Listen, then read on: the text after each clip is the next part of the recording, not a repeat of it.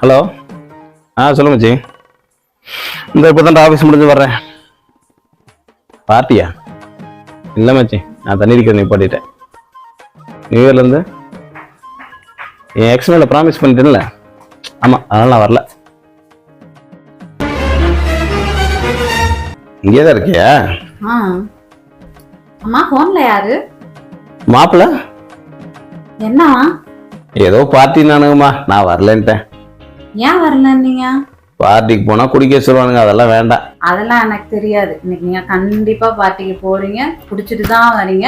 இது என் மேல சத்தியம். அதுக்கு ஏமா உன் மேல சத்தியம் பண்ற? உனக்கு என்ன? நான் நீ குடிச்சிட்டு வரணும். சரி